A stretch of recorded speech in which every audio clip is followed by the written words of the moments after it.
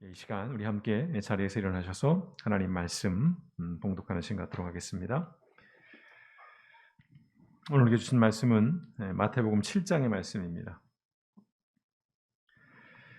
5장부터 시작된 마태복음 말씀이 이제 7장으로 넘어왔는데요. 이제 7장 산상순의 마지막 장입니다. 마태복음 7장 1절에서 5절까지의 말씀 우리 한 절씩 교독하시고 마지막 절 합독합니다. 마태복음 7장 1절입니다. 비판을 받지 아니하려거든 비판하지 말라.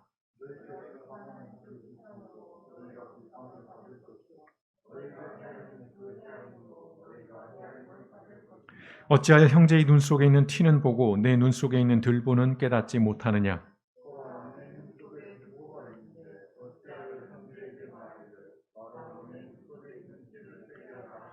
함께 읽습니다. 외식하는 자여 먼저 내 눈 속에서 들보를 빼어라. 그 후에야 밝히 보고 형제의 눈 속에서 티를 빼리라. 아멘. 고맙 감사하신 아버지 하나님, 많은 비로 인해서 아까운 생명이 목숨을 잃고 또 삶의 터전을 잃어버리고 또 일상의 삶이 깨어진 이들이 너무도 많습니다. 어찌할 수 없는 부분도 있습니다만은 좀 더 우리가 우리의 삶들을 돌아보고 좀 더 우리가 각자의 자리에서 더욱더 우리 삶을 돌아보기를 원합니다. 오늘도 하나님 앞에 나와 예배하는 하나님의 백성들의 생각과 마음들을 주장해 주시고 오늘 다시 한번 드려지는 예배를 통해서 하나님 앞에 우리의 삶을 다시 비춰보고 점검하며 성찰하는 거룩하고 복된 시간이 되기를 원합니다. 아울러 오늘도 귀한 예물을 하나님 앞에 구별하여 올려드립니다. 어렵고 힘든 가운데에도 아버지 하나님께 우선하여 드렸사오니 드려진 예물마다 하나님 기뻐 받으시며 어려운 삶의 형편 가운데 있는 모든 이들의 마음과 생각과 그들의 삶의 자리들을 주장해 주시어서 아버지 하나님 힘겨운 시절을 살아가지만 그러나 아버지 하나님 믿음으로 말미암아 그 모든 것들을 능히 감당케 하시고 또 하나님께서 시마다 때마다 길들을 열어주시어서 아버지 하나님께서 공급하시는 그 공급하심을 넉넉하게 경험하며 살아가는 우리 길벗교의 모든 믿음의 백성들이 되어질 수 있도록 가정들과 아버지 하나님 직장과 사업장 가운데 하나님께서 날마다 지키시고 하늘의 풍성하고 기름진 것들로 채워 주시옵소서. 오늘도 성령 하나님께서 말씀 속에 역사하여 주시고 오늘도 함께 예배하며 우리가 이 믿음으로 어찌 살아가야 할까를 하나님 앞에 물을 때에 우리에게 지혜를 도와시고 아버지 하나님 아멘으로 화답하며 믿음으로 결단할 수 있도록 성령 하나님 이 시간 가운데 한 영혼 한 영혼의 마음과 생각들을 주장하여 주시옵소서. 모든 말씀 을권하신 예수님의 이름으로 감사하며 기도드렸습니다. 아멘. 예, 앉으시겠습니다. 오늘 예수님께 주시는 산상수훈의 말씀은 우리에게 매우 익숙한 그런 말씀이고요. 또 우리 그리스도인들뿐만 아니라 일반적인 세상 사람들도 자주 인용하는 그런 유명한 말씀으로 시작이 됩니다. 일단 마태복음 7장 1절인데요. 자, 같이 읽어볼까요? 시작. 비판을 받지 아니하려거든 비판하지 말라. 예, 우리가 자주 듣고 또 사용하는 말이기도 한데요. 오늘 이 말씀을 묵상하기 위해서 사자성어인 듯 사자성어 아닌 사자성어 같은 한 단어로 시작을 하려고 합니다. 예상이 되시죠? 예, 바로 이 단어입니다. 예, 내로남불. 예. 이 말을 한자성어로 아는 사람들이 생각보다 많더라고요. 예, 사자성어로 네 글자인 것은 맞습니다만 한자는 아닙니다. 뭐 뜻은 다 아시죠? 내가 하면 로맨스고 뭐 남이 하면 불륜이라고 하는 말의 줄임말입니다. 언제부턴가 우리가 말 줄임 표현들이 되게 넘쳐나고 있는데 우리나라의 정치권에서 이게 90년대 중반에서부터 사용된 말이라고 합니다. 정치권에서 나온 말인데요. 이제 이것이 우리 사회를 나타내는 이제는 대표적인 단어가 됐습니다. 그래서 자주 흔하게 이 말을 사용하고 또 근래 들어서는 더 많이 듣게 되고 또 사용하게 되는 말인데요. 한자로 이 의미를 표현하자면 언젠가도 한번 여러분께 소개해드린 기억이 있습니다만 아시탑이라고 하는 그래서 교수협의회에서 올해 한자로 선정하기도 했던 그런 단어이기도 합니다. 아시탑이 나는 옳고 남은 그르다. 내로남불과 같은 뜻이고 또 이와 비슷한 표현으로 우리가 종종 쓰는 말 가운데 하나가 있습니다. 뭘까요? 이중잣대라는 말입니다. 이중잣대. 근래 들어 많이 우리가 듣게 되지요. 자, 내로남불 또 뭐 아시타비 이중잣대라는 말에 담겨 있는 핵심을 두 단어로 요약해 보면 저는 이렇게 요약을 하고 싶습니다. 판단과 기준입니다. 이 세 말들 속에 담겨 있는 그 핵심은 판단과 기준이에요. 어떤 사람에 대해서 또는 어떤 사건에 대해서 또는 어떤 현상에 대해서 판단하는 것은 사실은 당연한 일입니다. 그리고 필요한 일이기도 해요. 여러분 생각해 보십시오. 우리가 하루를 살아가면서 우리는 사실은 수없이 많은 판단을 해야 합니다. 판단하지 않을 수 없죠. 어느 누구도 판단하지 않고는 살아갈 수가 없습니다. 판단하지 않고 살아가는 사람을 우리는 이렇게 표현하기도 하지요. 생각 없이 산다. 여러분은 다 생각 있이 사는 분들일 겁니다. 그럼 판단을 한다는 것이거든요.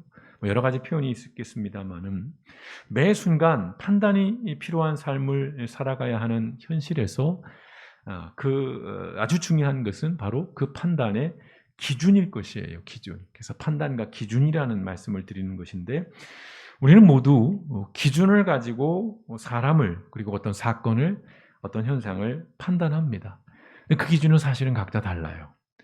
저마다의 생각들이 다르고 저마다의 어떤 가치관 또는 어떤 비중들 또 서 있는 삶의 자리 또 이전에 살아왔던 삶의 경험들이 모두가 다르기 때문에 사실은 기준이 다릅니다. 그래서 문제가 생기는 것이고 그래서 수많은 갈등이 일어나는 것입니다. 그 판단의 기준이라는 것이 결코 동일하지 않기 때문이죠. 저희 집에는 10년쯤 된 체중계가 있습니다. 뭘 샀을 때 사은품으로 받았던 건데요. 그리고 비교적 오래되지 않은 체중계가 있습니다. 2개가 있는데 저는 최신 것보다 무려 10년쯤 되어가는 오래된 체중계를 선호합니다. 왜냐하면 그 체중계가 몇백 그램 더 올라오기 때문이에요. 예상하죠. 체중계가 2개인데 같이 똑같은 시간에 재도 몸무게가 다르게 나옵니다. 둘 중에 어떤 체중계가 정확한지는 모르겠어요. 근데 다만 저는 이 체중이 덜 나오는 체중계를 사용하는 것을 더 좋아합니다. 왜 그럴까요? 내게 만족을 주는 것이거든요. 그리고 정신승리에 도움을 주는 것이기 때문입니다. 이렇듯 기준이라는 것 또는 어떤 판별의 어떤 시금석, 어떤 가늠쇠 이 모든 것들이 사실은 우리가 얼마나 자기중심적인지를 보여주는 증거들이에요. 그래서 매일 저는 체중계를 보고 체중을 재면서 자기중심적인 저의 죄성을 아침마다 확인하게 되는데 실제 사실과 객관적인 지표보다는 내 입장이죠. 내 상황 그리고 내 중심에서 그런 것들을 가지고 기준을 정해버립니다. 사실 우리들은요.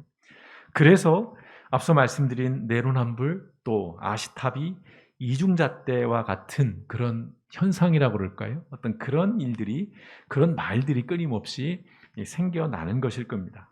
그래서 오늘 예수님의 이 가르침은 사실은 우리에게 많은 고민, 성찰을 하게 만드는 말씀이에요. 특히 목사로서, 목회자로서 늘 이 말씀은 저에게 굉장히 부담스럽게 다가오는 그런 말씀 중에 하나입니다. 비판을 받지 아니하려거든 비판하지 말라. 참 어려운 말입니다. 또 굉장히 또 멋진 말이기도 한데 그러나 현실에서는 굉장히 어려운 그런 말이기도 합니다. 무엇보다도 이 말씀은 성경 말씀 중에서 가장 많은 오해와 왜곡을 불러오는 말씀들 중에 하나예요. 이렇게 손에 꼽히는 말씀 중에 하나입니다. 이 말씀을 근거로 사실은 많은 교회에서 목회자들이 비판 자체를 원천적으로 금지하고 또한 그 비판을 부정적으로 이해를 하는 경향성들이 굉장히 많습니다. 지금도 그렇습니다. 그래서 비판하는 남에 대한 어떤 이야기나 또는 특별히 어떤 정치적인 얘기는 더더욱 말할 것도 없고요. 아예 비판 자체를 금지하고 부정적인 것들로 그렇게 보는 경향성들이 있습니다.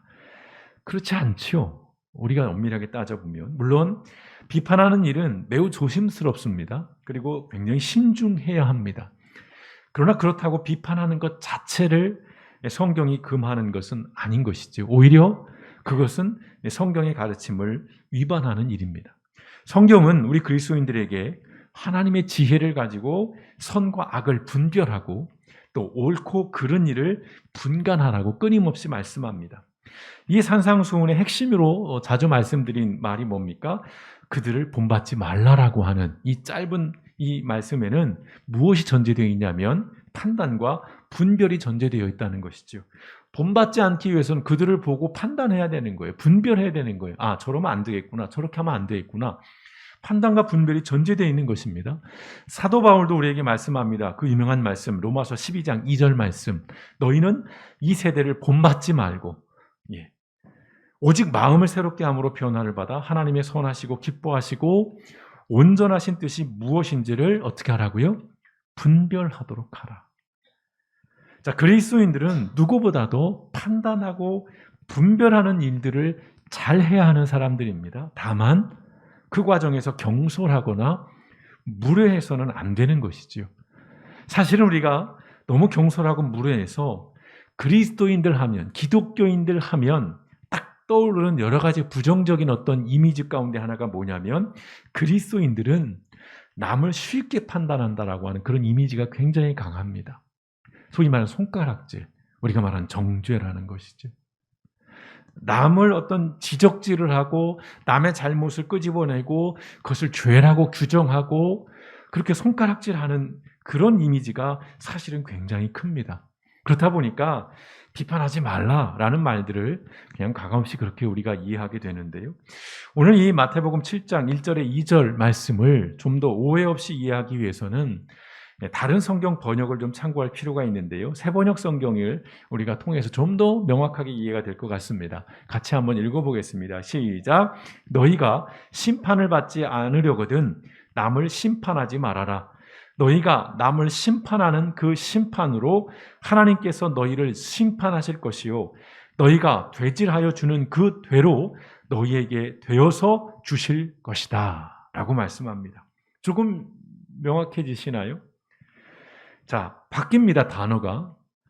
개역 개정에서는 비판이라는 단어를 쓰고 있지만 새번역 성경에서는 심판이라고 얘기를 하고 있습니다. 비판과 심판은 결이 다릅니다.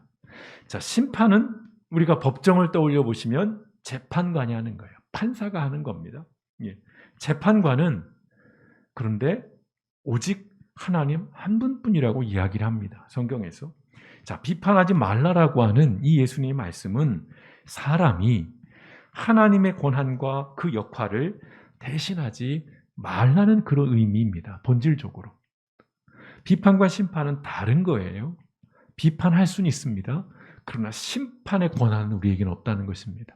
오늘 이 마태복음 7장의 말씀은 바로 이 하나님의 권한, 하나님의 역할을 침해하지 말라라는 그 말씀의 본질이에요.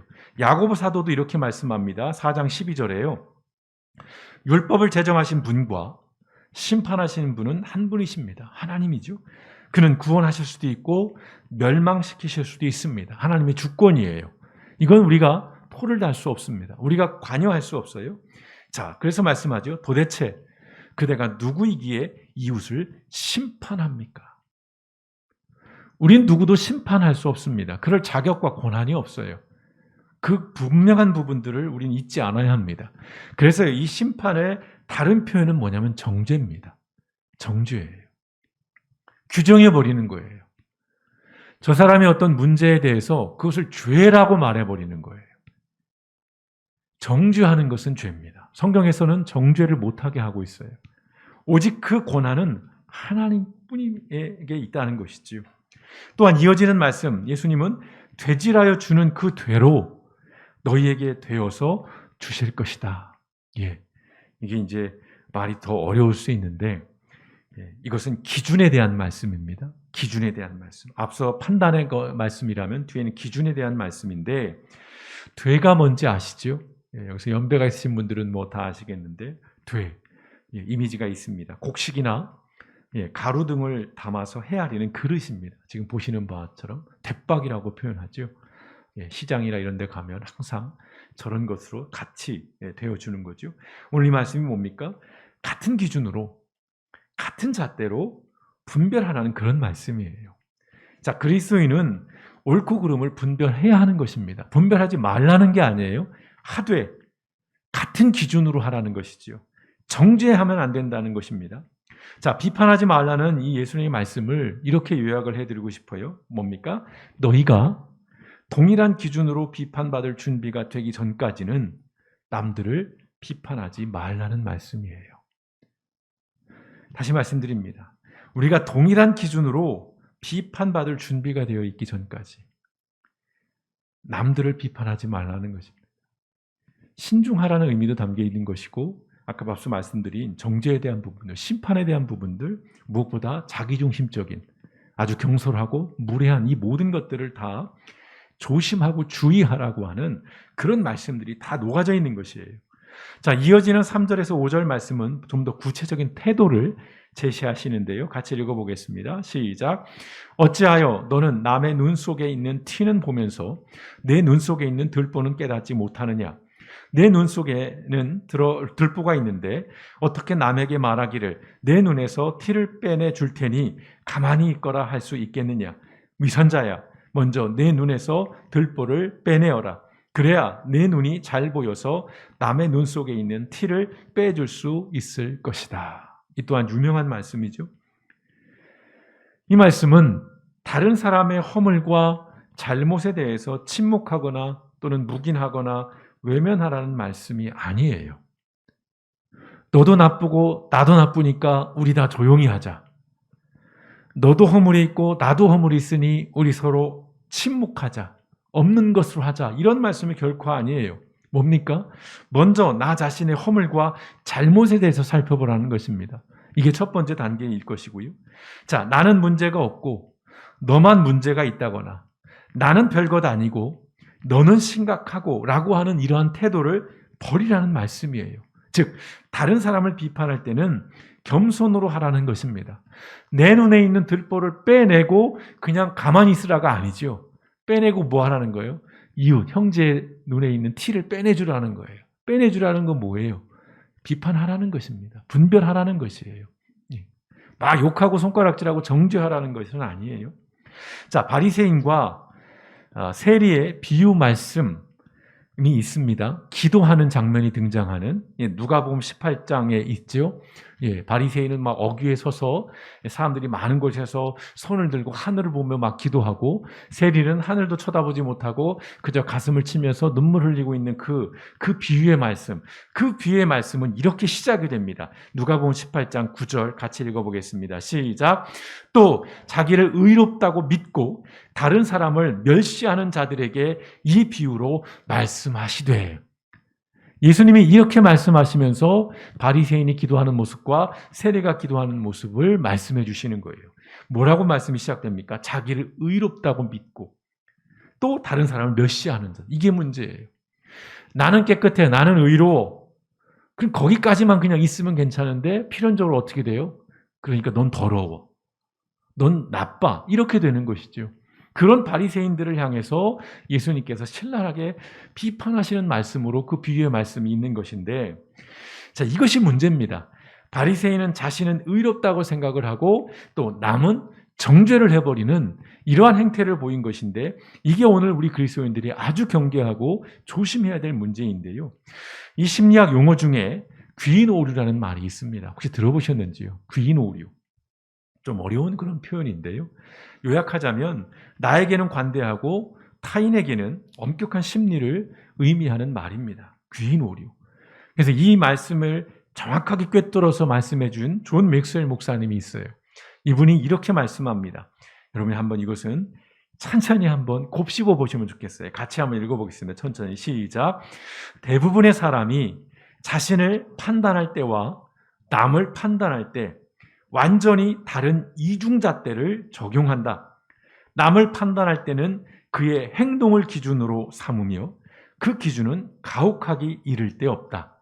반면에 자신을 판단할 때는 의도를 기준으로 삼는다. 정말 뼈 때리는 말씀이죠. 우리 마음속을 들어왔다 나갔다 할 정도로 훤히 들여다보고 있는 그런 말씀입니다. 예컨대 다른 사람이 신호 위반을 하면 그 신호 위반을 한 행위만으로 막 욕해. 저 자식 저거 막 이렇게 욕을 한다고요. 저도 그렇습니다. 근데 내가 신호 위반을 하면 어떻게 되죠? 그럴 의도가 없었다라고 합리화를 시키는 거예요. 내가 바쁘잖아. 내가 급한 일이 있어서. 앞에 차가 안 와서. 나는 의도로 판단을 해요. 평가를 하고. 상대는 그 행동 자체. 좀 더 예를 들어볼까요? 다른 사람이 시험 성적이 낮은 이유는 그 사람의 실력과 능력이었기 때문이에요. 근데 내가 성적이 낮은 이유는 이 시험이 너무 어려웠어요. 나는 공부 열심히 했는데 시험이 너무 어려웠다는 것이죠. 다른 사람이 지각한 것은 그 사람이 게을러서 그렇다고 판단하는 거예요. 근데 생각해 보십시오. 누군가가 지각을 했을 때 그 지각을 한 이유는 매우 다양할 것이에요. 오다가 누구를 도와주다가 또는 오다가 자기가 넘어 어딜 다쳐서 생각해 보면 굉장히 많은 원인이 있을 거예요. 그런데 지각했다라고 하는 그 행동만을 보고 저 게으름뱅이, 저 불성실한 학생 이렇게 우리는 쉽게 규정하고 판단해 버린다는 것이죠. 그리고 사회적으로 보자면 가난한 사람에 대해서 우리는 어떻게 말합니까? 무능하다고 해요. 게으른 사람으로 쉽게 판단해 버리지요. 물론 무능할 수도 있습니다. 게으를 수도 있습니다. 그러나 가난이라는 것이 전적으로 개인의 책임만은 아니잖아요. 어떤 사회 구조적인 문제까지 우리는 살펴봐야 하는데 그런 것까지도 그저 쉽게 개인의 책임으로 돌려버리는 그런 경솔함들이 우리에게 있다는 것입니다. 법적으로 보자면 법은 의도가 아니라 행위를 처벌하는 것입니다. 나 죽일 마음 없었어요. 그래 그럼 너 선처해 줄게. 그게 아니에요. 살인은 살인인 것입니다. 나는 그럴 마음이 없었는데 이랬다. 물론 더 디테일하게는 창작도 하겠지만 명확한 것은 법은 그 의도가 아니라 행위를 가지고 처벌하는 것입니다. 그러나 우린 끊임없이 나에게는 의도를 적용시키고 상대에게는 행위를 적용시켜서 차별화를 두거나 또는 비교를 하거나 또는 어떤 정죄를 하거나 합리화를 하는 그런 모습들이 우리에게 많이 있다는 것입니다. 이 기윈 오류는 결국 내로남불, 이중잣대를 불러올 수밖에 없는 것이죠. 비판하지 말라는 예수님의 가르침의 본질을 담고 있는 이제 진짜 사자성어 하나를 소개합니다. 오늘 말씀의 제목이지요. 관인엄기라고 하는 단어입니다. 관인엄기. 남에게 관대하고 자기 자신에게 엄격하라고 하는 그런 뜻입니다. 근데 우리의 죄성은 항상 반대죠. 나에게는 관대하고 남에게는 엄격합니다. 이런 말씀을 참 드리면서도 부끄럽습니다. 저 또한 저에게는 한없이 관대하고 남에게는 굉장히 엄격한 그런 모습들이 너무 많기 때문인데요. 명심보감에는 이런 말씀도 있습니다. 한번 들어보십시오. 비록 어리석은 사람이라도 남을 꾸짖는 마음은 명확하다. PPT 없나요? 다시 말씀드립니다. 비록 어리석은 사람이라도 남을 꾸짖는 마음은 명확하다는 거예요. 남을 꾸짖을 때는 정확하다는 것이죠. 비록 근데요, 총명한 사람이라도 자신을 용서하는 데 있어서는 어둡고 혼미하다는 것이죠. 남을 꾸짖는 그 명확한 마음으로 나를 꾸짖어라. 나를 용서하는 그 관대한 마음으로 남을 용서하라. 그러면 성인의 경지에 이르게 됨이 명확할 것이다. 명심보감에 있는 말씀이고요. 또 이런 말씀도 들어봤을 것입니다. 대인춘풍, 지기추상. 저도 자료를 찾아봐서 알지 평소에 알고 있는 말들이 아닙니다. 대인춘풍, 지기추상. 남을 대할 때는 봄바람처럼 온화하고 또 자신을 지킴에 있어서는 가을 소리처럼 엄하라. 관인엄기와 같은 뜻입니다. 대인춘풍, 지기추상. 자, 어제 오늘의 현상은 아니지만 최근 들어서 더욱 심각해진 이 내로남불의 모습을 우리는 매일 뉴스를 통해서 접하고 있습니다. 저는 이것이요, 언젠가도 말씀을 드렸습니다만 하나님께서 우리 그리스도인들과 우리 교회에게 주시는 경고의 메시지라고 생각을 합니다. 제가 더 구체적으로 여기서 말씀을 드리고 싶습니다만 민감한 말씀드리고 혹시 오해하실 수도 있어서 제가 더 구체적인 사례는 말씀드리지는 않겠습니다. 그러나 여러분도 다 아시는 바일 것입니다. 매일 뉴스에 나오는 이야기들, 내로남불의 전형을 우리는 보고 있습니다. 저는 어떤 특정 사람이나 어떤 특정 어떤 진영의 사람들을 비판하려고 이런 말씀을 드리는 게 아니에요. 저는 간절한 마음으로 말씀드리고 싶은 게 뭐냐면요. 오늘 우리 사회의 이 현상들을 보면서 우리 그리스도인들, 우리 교회가 하나님의 음성을 들어야 된다고 생각해요. 이건 하나님이 주시는 경고의 메시지입니다. 물론 모든 사람들에게 주시는 그런 깨우침의 기회라고 생각을 합니다. 그리스도인들, 특히 교회, 특히 목회자들은 다른 사람들보다도 더 분별하는 데 있어서 무언가를 판단하는 데 있어서 신중해야 돼요. 그리고 분명한 분별력이 있어야 되는 것입니다. 그래서 좀 이렇게 말씀을 드리고 싶어요.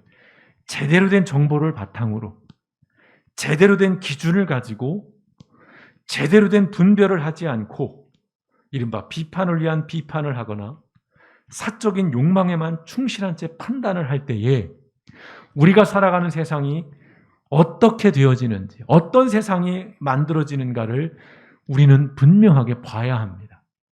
안타까운 말씀이지만 지금 우리 사회에서 벌어지고 있는 일련의 여러 가지의 일들은 이 폐해를 명확하게 보여주는 것이에요. 우리 교회가, 우리 그리스도인들이 명확하게 분별하지 않았을 때 어떠한 일들이 이루어지는지. 내로남불이 왜 나오고 있습니까? 내로남불에 대한 이야기가 왜 이렇게 많이 나오고 있습니까? 지적했잖아요. 그 상대를 비판했잖아요. 비난했잖아요. 그러면서 자기가 그 자리에 갔으면 달라야죠.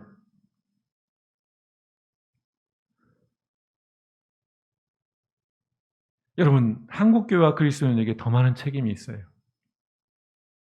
아직도요, 이상한 얘기 하는 분들 너무 많습니다. 공정과 상식이 무너졌다고 해서 그것으로 표를 얻었어요.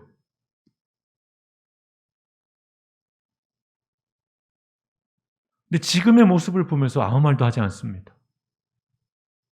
그렇게 욕을 하던 사람들이, 그렇게 비난하고 정죄하던 사람들이 다 침묵하고 있어요. 감춰주고 있습니다. 일반인들을 제가 뭐라 하는 게 아닙니다. 교회가 그러고 있다는 거예요. 목회자들이 그러고 있다는 것입니다.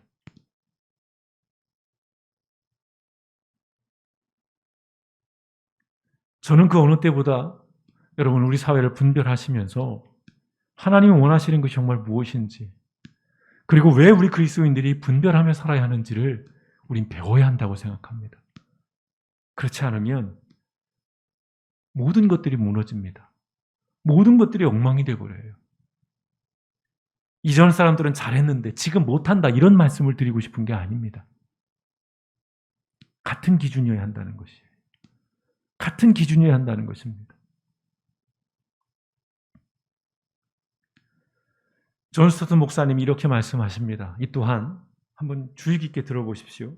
우리는 종종 다른 사람들에게 하는 것처럼 우리 자신에 대해 비판적일 필요가 있으며 언제나 우리 자신에게 하는 것처럼 다른 사람들에게 관대할 필요가 있다. 계속 반복되는 말씀들이에요. 같은 말씀들입니다. 오늘 예수님의 말씀의 결론은 마태복음 7장 12절에 있습니다. 같이 읽어보실까요? 마태복음 7장 12절입니다. 시작. 그러므로 무엇이든지 남에게 대접을 받고자 하는 대로 너희도 남을 대접하라. 이것이 율법이요 선지자니라. 이 또한 유명한 말씀입니다. 이 말씀에는 이름이 붙여져 있어요. 이 말씀에 어떤 이름이 붙여져 있습니까? 이 말씀을 뭐라고 부르죠? 황금률이라고 부릅니다. 지난해인가요? 지난해인가? 말씀을 한번 나눴었죠. 이 말씀만 딱 한 절만 가지고 황금률이에요. 예수님이 말씀하신 그 어떤 율법에 있어서도 굉장히 중요한 말씀, 아주 중심이 되는 모든 것들을 집약해 놓은 이른바 성경에서 가르치는 특별히 인간관계에 대한 가장 핵심적인 원리이자 가르침이고요. 이것이 우리가 회복해야 할 진정한 공정이고 상식입니다. 다시 말씀드립니다. 마태복음 7장 12절. 그러므로 무엇이든지 남에게 대접을 받고자 하는 대로 너희도 남을 대접하라. 이것이 율법이요 선지자니라. 무조건적으로 비판하지 않는 것이 선이 아닙니다. 덕이 아니에요. 오히려 그것은 악이 될 수 있습니다. 부덕이 될 수 있어요. 목사가 잘못하면 잘못한다라고 얘기하실 수 있어야 됩니다. 그래도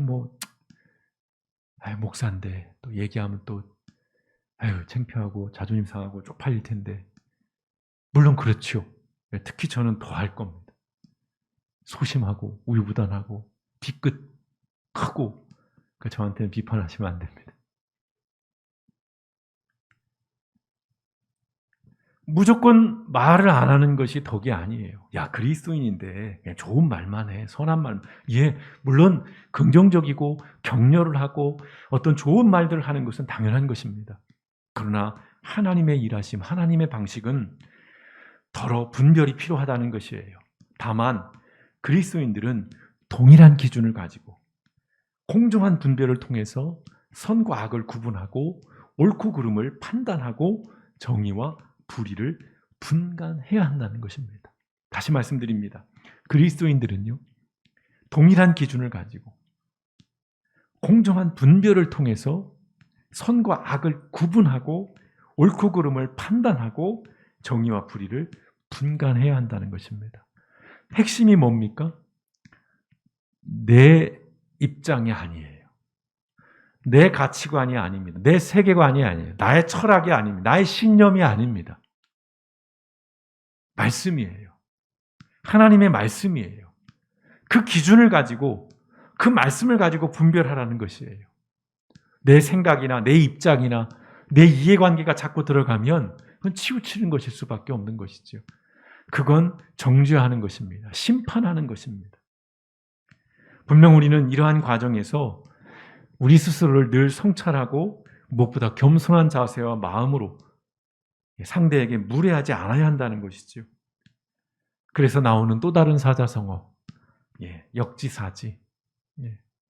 이 뻔한 말, 그러나 이것이 우리에게 매우 중요한 신앙의 상식입니다. 비판하되 여러분 비난하지는 마십시오. 분별하되 관대함을 잃지는 않아야 한다는 것입니다. 시편 62편 12절에 이런 말씀이 있습니다. 주여 인자함은 주께 속하오니 주께서 각 사람이 행한 대로 갚으심이니이다. 하나님이 판단하십니다. 하나님이 심판하십니다. 우리의 몫은 정죄하거나 누군가를 심판한 거기는 없어요. 우린 그런 권한은 없습니다. 다만 우리는 분별해야 합니다. 분간해야 합니다. 그저 눈 감고 외면하고 침묵하는 것이 능사가 아니라 그 누구보다도 그리스도인들은 세상에 대해서 분별할 수 있어야 하는 것입니다. 무엇이 하나님의 정의고 무엇이 하나님이 원하시는 것인지, 하나님의 의로움은 어떠한 것인지, 그리하여 우리가 어떠한 삶을 살아나가야 하는지, 우리는 그런 분별을 끊임없이 매 순간마다 해야 하는 사람들입니다. 비판받지 않고 싶다면 비판하지 마라. 이걸 단순하게 이해하시면 안 됩니다. 오늘 우리에게 주시는 이 말씀을 통해서 참 어려운 말씀이죠. 우리는 여전히 자기중심적이고 여전히 이기적이기 때문에 그저 내 의도만을 얘기하는데 급급하고 상대는 그저 보여지는 그대로 손가락질하는 데 능한 그런 자들인데, 오늘 이 말씀을 다시 마음에 새기시면서 나에게 조금 더 엄격하고 다른 이들에겐 조금 더 관대하되 분별하는 그 부분에 있어서는 하나님의 말씀을 가지고 정말 정확하게 냉정하게 분별해서 우리 사회가 하나님이 원하시는 그러한 나라로, 그러한 사회로 조금씩 변화되어지고 나아지고 개선되어지는 그러한 일들 가운데 우리가 그리스도인들이 힘을 모아야 한다는 것입니다. 비가 많이 왔습니다. 언론에서 115년 만에 엄청난 폭우라고 이야기를 합니다. 진짜 그럴까요? 찾아보십시오. 제가 이 말씀을 드리지는 않겠습니다. 여러분이 한번 찾아보십시오. 그 언론이 말하고 있는 115년 만에 폭우라는 것이 정말 사실인지, 정말 그것이 정확한 데이터와 기록에 의거한 보도인지 한번 보시라는 말씀이에요. 그저 드러나 있는 현상만을 보고 또 여기저기 휩쓸려서 어떤 판단들을 하는 것이 아니라 적어도 그리스도인이라면 조금 더 신중하게 그리고 좀 더 깊이 있게 사실을 차고 찾아 들어가서 그 사실에 근거해서 세상을 바라보고 세상을 판단하고 시시비비를 가리고 옳고 그름에 대한 것들을 분간할 수 있어야 한다는 것입니다. 왜냐하면 우리에겐 영향력이 있기 때문이에요. 큰 교회든 작은 교회든 목사가 앞에 나와서 가짜뉴스 막 얘기하면 그걸 비판하는 분들도 있지만 어떤 분들은 그걸 무비판적으로 받아들여서 그래 맞아 저렇구나라고 하는 경우들이 너무 많다는 것입니다. 그리스도인들에겐 영향력이 있어요. 그래서 우리는 더 조심해야 한다는 것입니다. 비판을 아예 하지 말라는 그 말씀이 아니라 오히려 이것은 더 분별하라는 것입니다. 나를 더 성찰하라는 말씀입니다. 우리가 쉽게 판단하고 또는 쉽게 휩쓸리는 그런 어떤 모습이 아니라 우리가 중심을 잡고 하나님의 마음과 또 하나님의 눈을 가지고 하나님의 말씀을 토대로 우리가 살아가는 세상들을 분별하고 분간함으로써 중심을 잡아줄 수 있어야 한다는 것입니다. 세상 사람들은 저마다의 자기의 이익에 따라서 오른쪽이든 왼쪽이든 서겠지만 우리 그리스도인들은 오른쪽 왼쪽이 아니라 하나님 중심으로 서서 우리 사회의 균형을 잡고 우리 사회를 좀 더 정화시키고 우리 사회를 좀 더 분별력 있는 사회로 만들어가는 일 가운데 우리는 영향력을 발휘해야 한다는 것입니다. 믿음이라는 것, 신앙이라는 건 다시 말씀드립니다. 나 죽어서 천국 가고 천국 가기 전에는 잘 먹고 잘 사는 그것이 우리가 추구하는 기독교 신앙의 본질이 아니라는 말씀입니다. 적어도 내가 살아가던 그 시대, 동시대를 살아가는 그런 상황에서 내가 내 자신과 다른 사람들에게 이 선명하고 분명한 하나님의 기준을 가지고 좀 더 사회가 나아가는, 개선되어지는 것 가운데 나의 믿음과 나의 신앙이 사용되어질 수 있어야 한다는 것입니다. 그게 우리가 가진 이 신앙이 가진 정말 하나님께서 원하시는 우리의 삶의 모습인 줄 믿습니다. 어려운 삶이지만 그러나 늘 말씀드리듯이 이번 한 주도 또 도전하는 것입니다. 두드려 보는 것입니다. 또 실패하고 또 넘어질지라도 오늘 다시 한번 이 말씀을 가지고 세상을 더욱더 분별 있게 또 하나님 앞에 치우침이 없이 살아가는 저와 여러분 우리 길복교회 모든 성도 되시기를 주님의 이름으로 축원드립니다. 함께 기도하시겠습니다.